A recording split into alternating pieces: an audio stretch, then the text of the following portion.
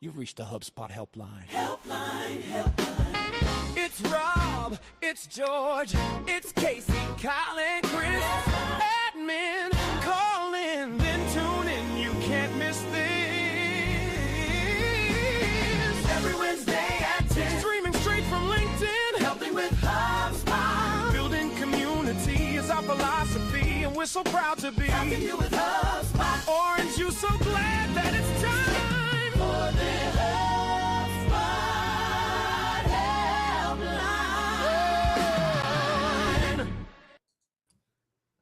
What a way to get pumped up for a recurring Wednesday show with four of my favorite people in the entire Hubverse.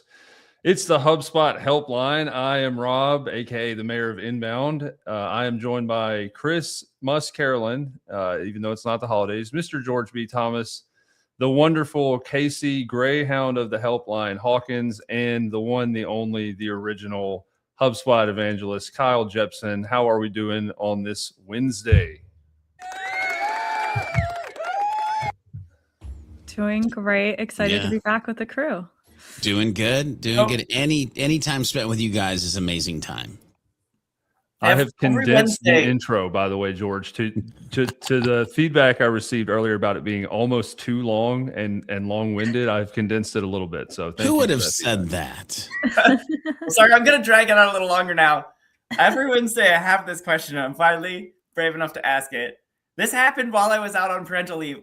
Why is Casey a Greyhound? And what does that mean? Oh. We did a Admin of the Year competition challenge contest, and there were 32 initial entrants. Chris made the top 16. Anyway, we got it down to like a sweet 16. And as a way of saying thank you to just being a HubSpot BADA $. Wow. I made custom videos for the top 16 that were, Kyle, you had one of these, one of the original Real Admin of Genius. Oh, yeah. I think George B had one, but I did Real Admin of Genius, and I had to scrape socials and LinkedIn's and figure out some clever way to introduce people. Casey just became the Greyhound of the Helpline because of, is it Doug or Frank? Doug. That's what you were between, Doug or Frank. Yeah, Kyle, I don't know if you know this, Kyle. I have two Greyhounds. Frank is the older of the two Greyhounds, and he is the bigger personality of the two. But in April, we got our second Greyhound, Bosun, who he makes more appearances because he's a little more of a Velcro dog. And what's the second dog's name? Bosun. Oh, see, Rob, you were so close. Like a B and a D. They were so close. I confused Doug with dog, I think, because the Greyhound, but I was close. I got one of them. I mean, that's not bad. So no, 50-50. Yes, that is the reason. Thanks. I think Mr. Profoundly Pro 4000 was for some Chris's. reason mine is not stuck, and I'm somehow back to Christmas Carolyn. She then had to qualify immediately. Like as master of ceremonies, I would hope you can generate titles that don't have to be explained, like right after you say it. So maybe we could work on that, like take some notes. Wait, is it time for feedback already? Geez, shots fired. It's always time for feedback. Feedback is a gift. I know Chris's intent is to make me, the show, and everybody on it better. So duly noted, Chris. I'll do a better job of giving you a good nickname. And I think one of my original roles was supposed to be corrections. I made top 16, I think. I think, Casey, you're top 8. Yeah. No, I made it farther than Chris. So. Yeah. I just wanted to make sure that was clear since Rob mentioned me and Casey.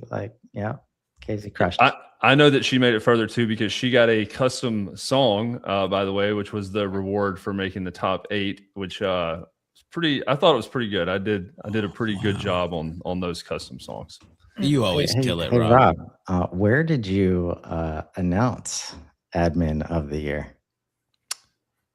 We announced it at the Super After Party at Inbound. Great segue, Chris. Hey, wow. Speaking of which, we are introducing a couple new segments, one of which is going to be about Inbound. To back up just a little bit, George said it best when he said that with an audience full of humans. We need to give not as much structure or scripting. The intent is to be authentic, organic, genuine, human, but more milestones. So if people are tuning in or, choosing to spend time with us on a Wednesday, maybe they don't have an hour, but to give more recurring milestones along the show format. So one of the first ones will be weekly inbound updates. I think Road to Inbound was an initiative by the correspondents or by that team last year. You think of this as the Odyssey to Inbound because we're starting in February. I know that there are a couple updates. Casey, if you want to share your screen, the first of which, while you're with your Valentine this weekend, go ahead and team up and fill out that speaking form. They are due the 18th, and we have people on here that may give a tip or a trick. I know George has already filled out and submitted his session name. If you want to share, if you want to give a little insight to that, George, you're up. Yeah, I mean, I don't know if it will get. Yes, Sarah, Inbound is back in Boston, and the 3 exclamation marks are. I agree with you. Again, I don't know if it'll get accepted, but this year I have been doing a lot with content, a lot with AI, and so I submitted the other day human content at scale, the Vibe AI framework. So we will see if that comes to life in Boston this year or not. What are you, like 10 for 10, George, or something like that? This will be, I think, my 10th or 11th year speaking. One of the two, yes, since 2016. So somebody do the math, because math be mathin'. So some tips for us out there who might be submitting. Yeah. So a couple, because I submitted my first one last year. I'm pretty sure I could do the same thing this year. It sounds like the Commerce Hub team is ready for unified revenue views. But what does it take to be accepted as an inbound speaker? So I'll give you 2 tips that I've followed through the years. One is up until last year, because last year and this year I broke my rule. But before that, I would submit 2, if not 3 different talks and let the team be able to choose which one they actually wanted me to create for the event. So going past this idea of just one and that's it, like you can give them multiple submissions, or you historically could. The other thing is pay a lot to the title, because the title is what will kind of make or break the humans who will be in the room. And so for a lot of years, my titles would start with like 7 things, 5 things, because then on the place where it shows on the inbound website, it's numbers before letters. So think about AAA construction, but it's like 13 things that XYZ, and now all of a sudden you're one of the first people that humans see. So think about the naming convention, who you want in the room, and then potentially multiple submissions in different directions. This year, the limit is 2, but 2. Everybody is welcome to do 2. Do it. 2 is the limit. The deadline, once again, is, help me out with my calendar, is a week from today, correct? Yeah. 18th. Yeah, the 18th. 7 days. Wow. I need to submit looks like you've already got permission, Rob. Yeah, shout out from the wife there. Apparently, we're spending this Saturday getting my speaker submissions on Inbound team. If you're watching this, that is dedication. If I'm not selected, it's not just me you have to deal with. It's a very angry Mrs. Jones. So, we don't want that. No, we don't want that at all. Maybe if that actually works and I do get to speak this year, she's going to be on every one of these moving forward. She will get all the credit. For sure. As a plant, you need those people in your life. Shout out to Megan. Also, I don't know how much of this that you should be thinking through, but I know hotel blocks are opening up soon. Booking is always odd. It was even more odd to me. This will be my 5th year going. The first 2 years, it was either the Omni or the Westin.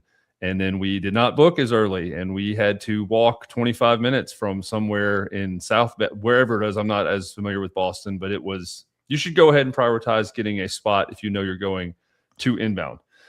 Any other thing that I've missed regarding inbound correspondence or any of that, Chris, that you've seen come through?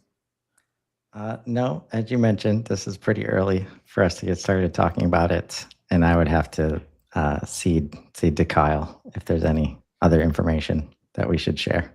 I think you've shared what is known, but it does. I mean, inbound warrants planning ahead. So it's not too early to be thinking about this.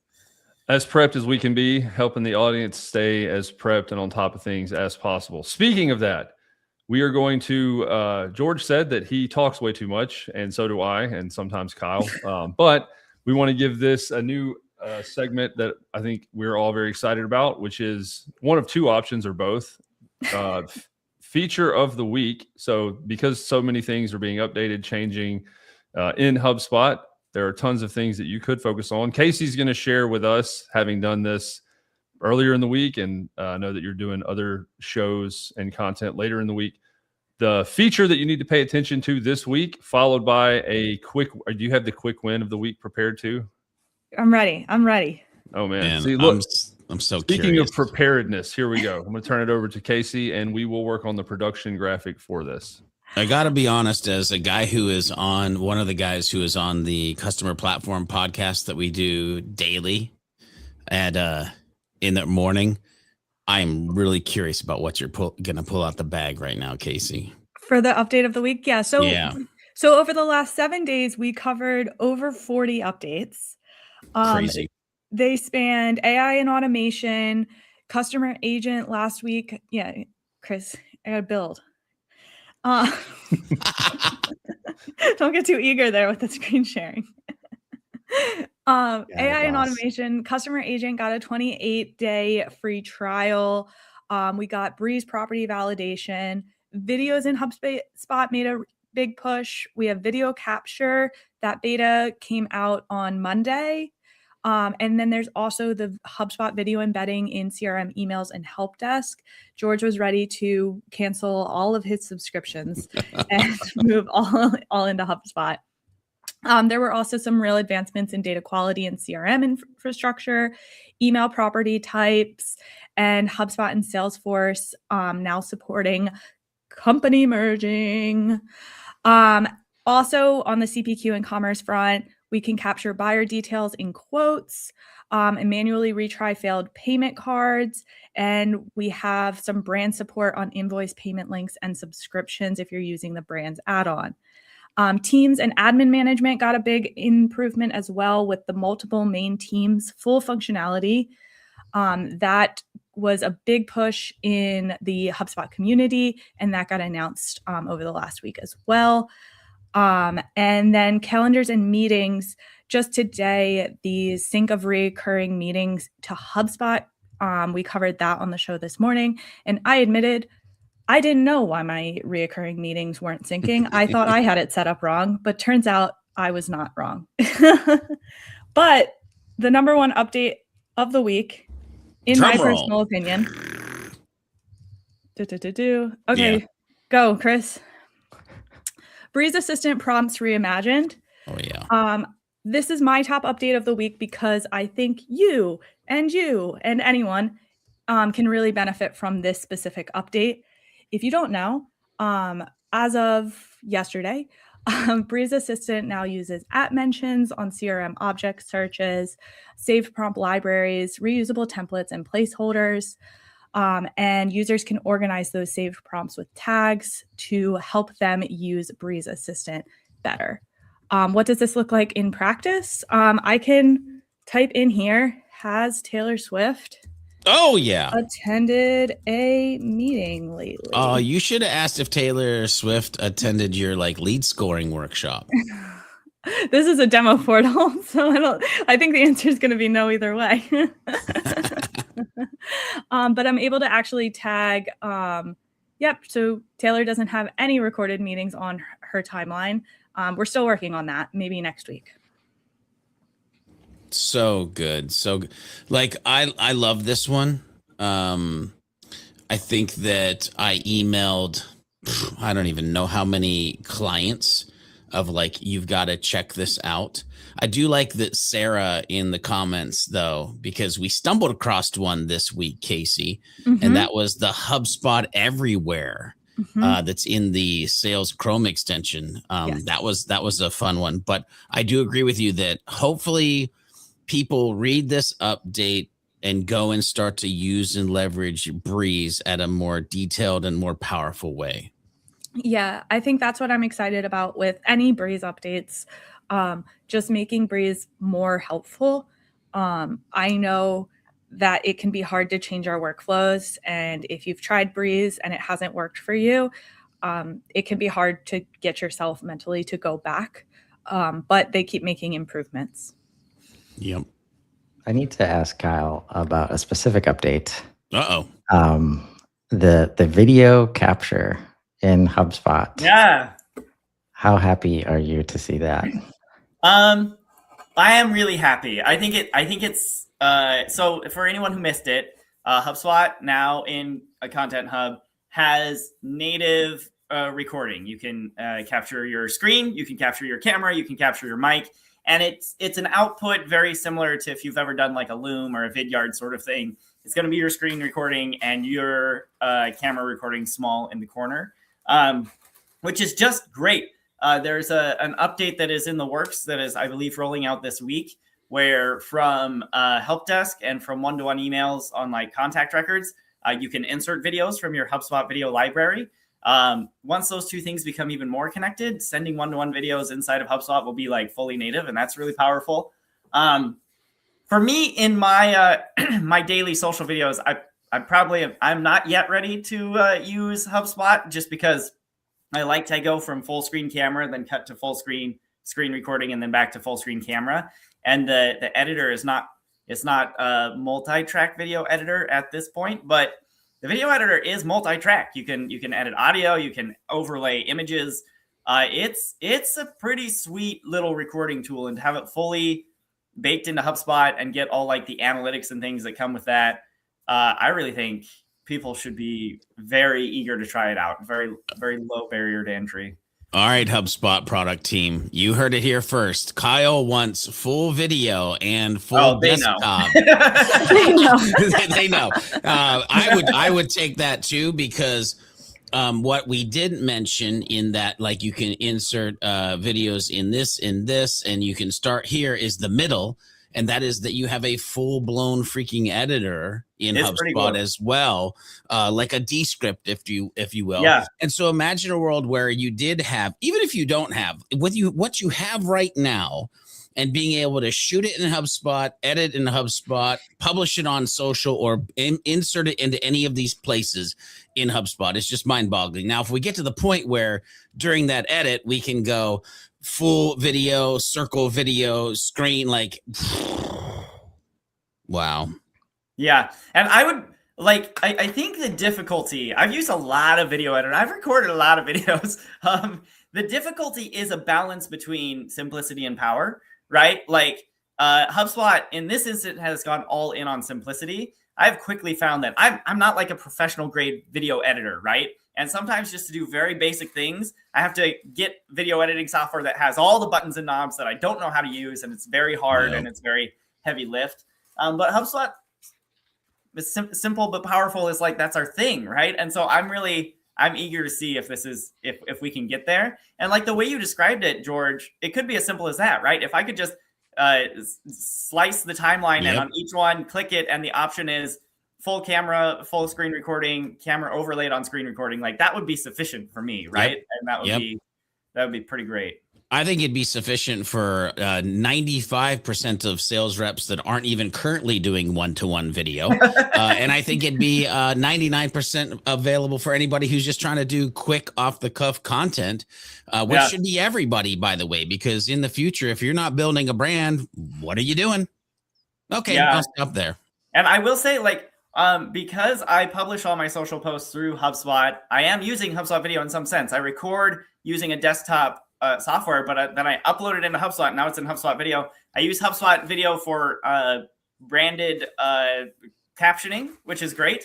And I get all kinds of analytics on the back end. I can see how many views on LinkedIn this video got versus how many views it got on Instagram, right? And like all that is just happening automatically. And so back up, Kyle.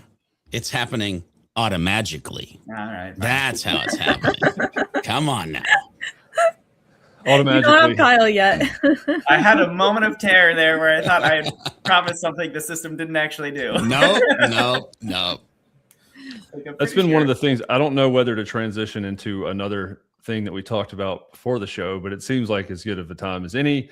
That's been one of the things about simplicity versus complexity. And if all you're using it for is to record something quick and need, I'll say minimal or simplistic editing tools, it makes sense to just do it natively and get rid of something else that you might be spending money on per month or that's more complicated as far as weaving into the product. But my transition question was more on how has I know this is recent, but how has the overall feedback been to the video, both capture and editor product in HubSpot, Kyle? So Capture is brand new. It just released yesterday, I think. I've not heard much feedback on it yet. People are excited, but I don't know how many people have tried it yet. The editor, I maintain, this is one of the quietest, sneakiest little things. It was never a headline feature. We never announced HubSpot now has video editing tools natively. And that's crazy to me. The feature release, even when this came out a year and a half ago, was HubSpot video has new capabilities, right? And it was hey, you can track these analytics, you can embed things here, and oh, by the way, we have a fully functioning text-based video editor that does graphic overlays and real-time captioning, and it's just what? How is this not a separate feature? How does it not have its own product page? But I think it's great, and I think people who use it like it. But I think most folks probably have no idea it's there. Which is crazy to me. By the way, there's that conversation and the fact that I love to tell people hey, if you're using Descript, there's literally a Descript integration with HubSpot as well. Yeah, which is pretty great. Yeah, you can come either direction. But here's the thing that I envision and imagine, especially in a world where Netflix has podcasts. Imagine being in HubSpot and being able to record, being able to edit, and being able to publish, but it also then being able to push over to your podcast platform that lives in the Content Hub, which is another feature that just boggles my mind that there isn't more people talking about. That you could not be in Libsyn, you could not be in some other I don't know, Blue Gamma podcast host.com or whatever the flip you did 20 years ago, and it could be in HubSpot and you could be leveraging it. When all of that merges into a magical system, ladies and gentlemen, game over. Game over. I didn't mean to set us off necessarily on that, because there's a lot of stuff that is quite easy. There's just so much volume and so much helpful. There are so many ways in which HubSpot is solving for the customer that it's easy for something to be overlooked. But we do want feedback, and we want to help people with problems. Transition button. So speaking of which, we have a comment that I will read now from somebody, Patty Radford. Hey, y'all, tried to leave a voicemail, but got a message that the person isn't available. Chris, you need to be available. I got to work on my help desk availability settings that are causing me to be busy and not receive voicemail. So he's human. He is, as far as we know, still at least mostly human. Here are my problems. When importing a list of new contact companies, i.e. a trade show attendee list, I'm ending up with a bunch of cleanup work because the email address of the contact may not match the company domain, so they may not get associated or work. I end up with a bunch of junk company records that I have to manually clean up. And number two, I have to create and associate companies with contact setting turned on. This also seems to make my life harder. Is it more common to have this turned off and just use a workflow, or to associate new contacts to existing companies? Turn it off. Please turn that setting off. That setting. I mean, if there's any level of complexity at all with the way that the companies you serve, talk about themselves, whether it's divisions or departments or locations or whatever, or you have a B2C, or often buyers are filling in Gmail, addresses, then the auto company creation and association causes more friction than it needs to. That said, to make this process not feel so hard, you have to get very clear on how things come into the system, when they're associated. How do we know what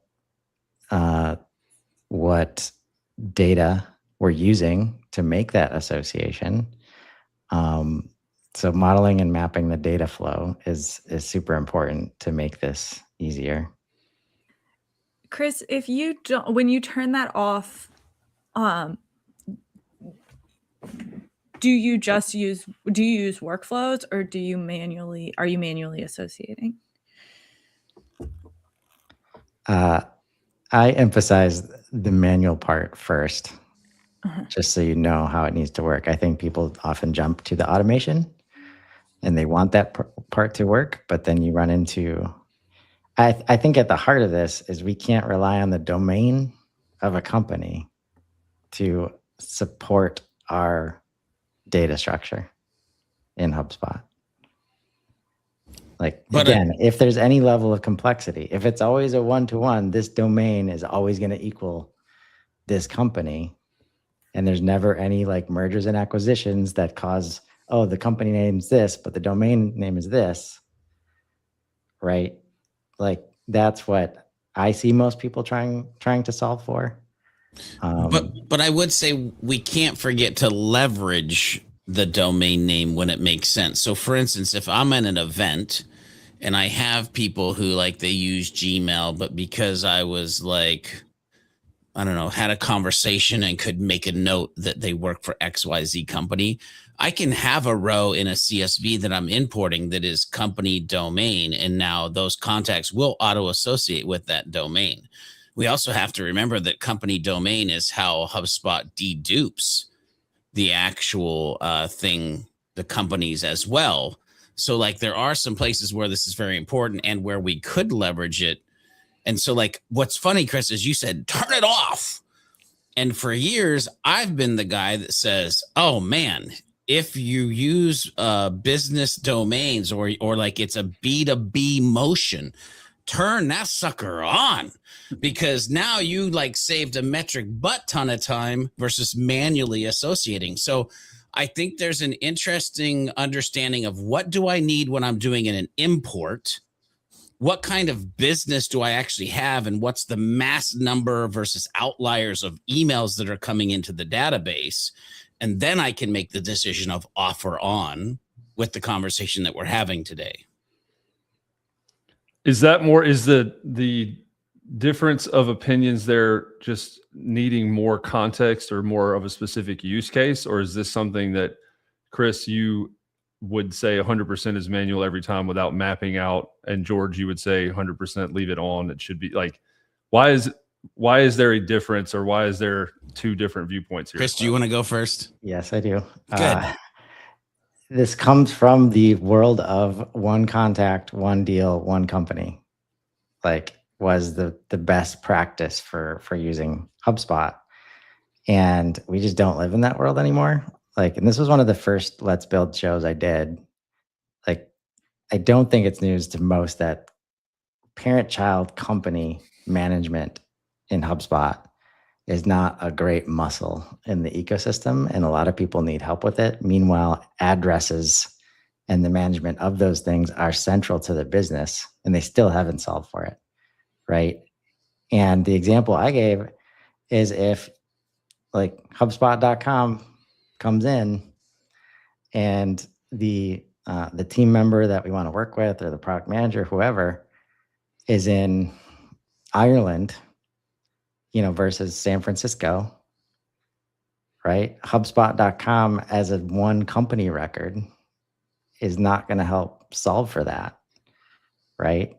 And meanwhile, you can create parent-child relationships to say HubSpot dash, headquarters, or just HubSpot without the dash. And then underneath that, HubSpot San Francisco, HubSpot Ireland. And there's so many use cases that come up, especially with events that are often regional, and you need to know which regions they're coming from, and you've got to find a way to bring those addresses into the system, and you only have one company record to do it. So what people do, George, is, well, we can use domain to dedupe. Wow, he got personalized. He said, hey, buddy, what I'm telling you right now is... Well, we can use domain to dedupe. We often turn that off because we need this new information coming into the system, and you just see 8 different company records that have the same name and random things being associated with it, right? Instead of training people. And this is where the manual part comes in, but it can turn into automatic in that if we decide that people go through the process, even after one event, and it's like, okay, HubSpot San Francisco, HubSpot Ireland, that makes sense, right? Now we can use location fields to then auto name things after they come into the system based on things like addresses, right? By the way, I'm not going to disagree with anything that Chris said. I'm not choosing violence today. I'm being the nice guy in orange, because my point in the conversation I want to have here is, and the underlying tone of him, Chris saying, turn it off, and me saying, turn it on, is that the answer is, it depends. Like anything else in HubSpot, there's like 2 to 7 different ways to achieve what you're trying to achieve. And that's why a mindset that everybody should be carrying is, how do I wrap this around my business? What works that I can make automagical or not? Like, and that's the part I think a lot of people sometimes pass, is they like run to settings and they skip right past strategy. And like part of the strategy, and why I brought up, like, well, if you work really hard, or you use a forum at the trade show, or you do XYZ, is there a way to get the data? Because you don't have to worry about parent-child. You don't worry about location because you are in a type of business that Chris isn't describing. Well, then you've wrapped the process and the platform and the, dare I say it, humans, all in something that is super dope, and we're good to go. So it depends there. That's what I'll say, Chris. Can we talk about Robin's comment here? Yeah, and if you want to share my screen too, because I think I'll read this. Am I missing something? Not that it sounded like that. Couldn't you at the trade show be collecting the company name along with the contact's email? Then you import the company name at the time of import. You'd only need to manually make sure the company name is 100% what is in HubSpot. Yeah, so I downloaded a sample spreadsheet of what a contact plus company import might look like. But yeah, this is where my head immediately went. Like, I wasn't really even thinking about the setting and the pros and cons of having it on and off, which I think Chris and George are both correct. I also think it depends. But what I think like the easiest path for your immediate problem is just including the company domain in the import, and then that will associate the contacts in the import. The like correct company domain. Yep. Which, by the way, there's a difference between company name and company domain name. And the key is company domain name, because I've seen people historically fall prey to that. Well, I put the company name in, George, and I'm like, "Ay, or they're using the company name contact property." Oh God, yeah! Don't even get me started on that. Oh my gosh, yes. I mean, that was brought up by a product manager last year on LinkedIn at some point. Like, the contact property that is company name is completely detached unless you build automation for it. Yep. And also, like, it just creates complexity. And the question was, do we even need that? Like, if we're doing associations correctly, like, do you even need that property? Right? I don't know where that went internally. Internal conversations around axing that property have been at HubSpot as long as I have, because it's a relic. Back in the days when HubSpot was just a marketing platform and we didn't have a company's database, that was the only place to store someone's company name, right? And then we built the platform we know and love today, but to remove a standard property that's a tricky business, right? Because some people are using it, whether they should be or not, and so yeah, I suspect that will continue to be an internal debate for a long time. Like, and I imagine if I put on my I don't work at HubSpot, but if I worked at HubSpot hat on, I imagine that the instant that they created the lead object, that lead status on a contact record also became a very interesting conversation internally. Sure, because, absolutely. Like, oh And Lord, the amount of people that I've talked through that. Yeah. Yeah, I mean, it's easy to get stuck. It seems like this is a situation that we helped with. I think it's important to remember three things, by the way, if you are stuck, and explain them. One is what you're trying to do. Two is what you've already tried. And three is what you expected to happen. And that alone will save you some time. Yeah. And I'm glad you mentioned that, Kyle, because all I'm trying to do in these moments, especially when it comes to data modeling and structuring, like as HubSpot has grown in complexity, it is so important to get the data architecture correct. Yeah. So when you do, it makes everything else, buy-in, adoption, building more, maintaining the system, everything else gets easier. And well, it would be nice if we could use the comfort of our contact deduplication based on emails. It would be nice if that translated over to companies. It does not, right? So that's where luckily we have access to association labels and this system of record that can solve for this complexity. We just need to ask it to. And I think what George and I are both saying are just have intention, decide what your process needs to be, and HubSpot can support whatever that process needs to be for your business. Yes. Yes. So I feel like we've bumped up against some feedback for HubSpot. Is that right? There we go. Feedback frenzy. We are, I was going to do that earlier, and then I saw the comment about the comment. So yes, next week I'll be at an offsite, so I might have to be replaced by Chris. But I will be back the week after that. We will be introducing a feedback frenzy. Kyle is very good, as proven by the last, I think, 2 posts, which have both generated over 180 comments, 200 comments a piece. Millions. Billions of 1 billion comments. Yeah. So feedback, I would say, Super would say, RP would say, the operating principles that I've worked with personally is a gift if the intent is to help improve or make better. I love that. And so apparently the HubSpot product team also does in their passionate pursuit of solving ever more for the customer. That said, the poem is over. We want to get feedback. I tried to do this with the video capture and editing tool earlier. We kind of took an awesome detour.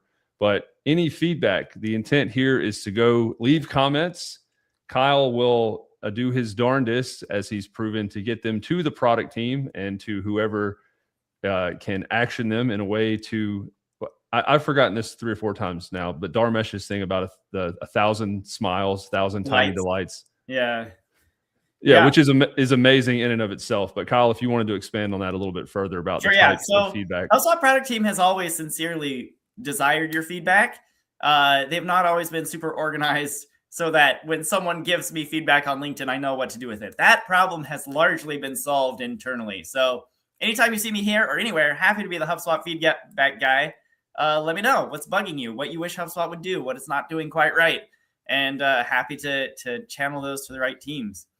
Which, by the way, if one of those things that isn't bringing delight is the fact that you have a portal with brands, aka business units, and you've always wished you could have a different logo on invoices and payment links and quotes, guess what came into beta today?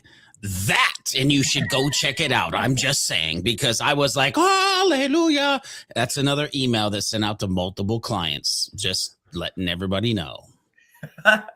It's awesome. Yes, but Kyle is, I think that's one of the things that you've said, if my memory serves, it probably doesn't, that you were able to use Gemini for on posts where you've labeled that as a need. Hey, give feedback, and you're able to use AI to kind of go ahead and rank or poll or kind of group the comments as to like what appeared most frequently. Is that? Yeah. Did you say that last week? Okay. I did. Yeah. So for those posts, one has gotten like 150 or something comments. The other one, I think, broke 400. So that we had to find some way to aggregate them. But in the context of like this show, by all means, just drop it in the chat. I'll screenshot it. I'll put it in the right Slack channel for you. It'll find a home. That's been happening at the Hug for a George, while. sorry. Right? I know we're out of time, but George, you mentioned brands and invoices and stuff. So I just went to the product updates page. Private beta landed today. Add line items to deals via workflows. Oh, there's a thing a lot of people have asked for over the years. Yeah, so much custom code. So much custom code written in workflows to solve that exact use case. Nice. There you go. Big day for betas.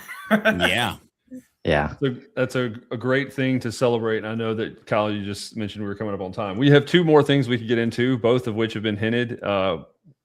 Chris just mentioned AI for looking at something that was positive. For me, Kyle, just that I think we can do this one pretty quick. One of the other things that we end up talking about a lot and that just comes up with HubSpot's kind of agentic platform move and all of that is talking about the use cases for AI.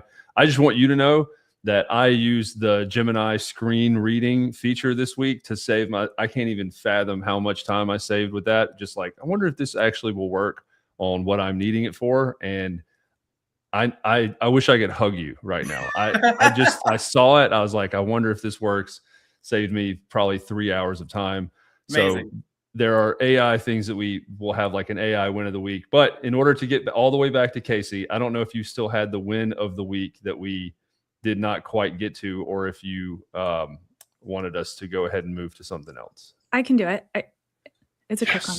Always prepped. So if you didn't know, if you're using the HubSpot Meetings tool, I love the HubSpot Meetings tool.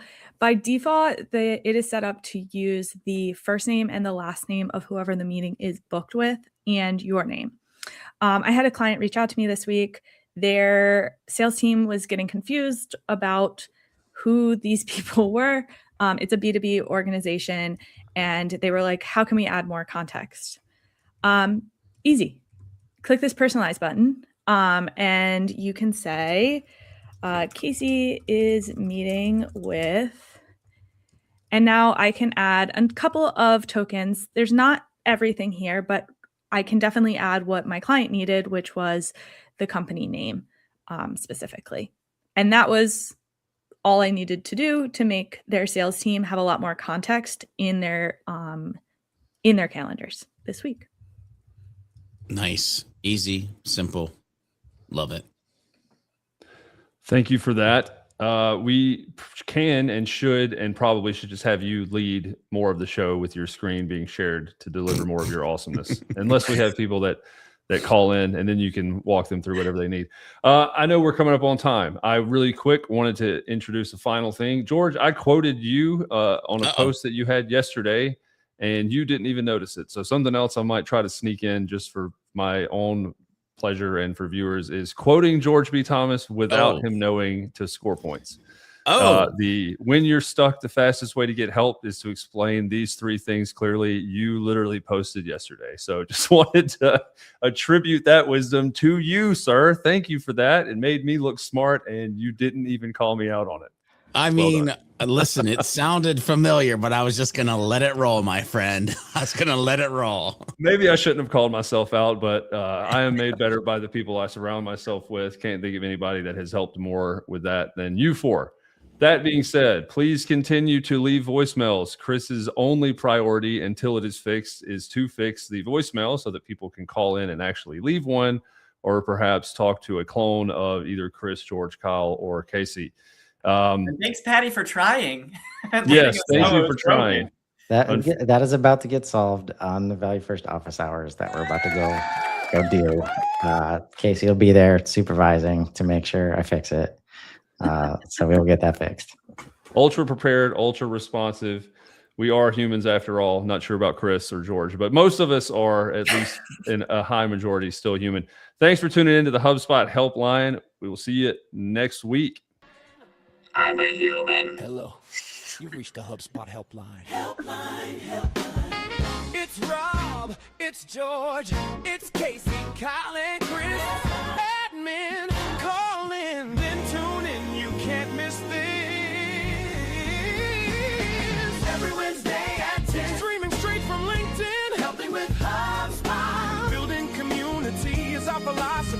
we're so proud to be. Helping you with HubSpot. Orange, you so glad that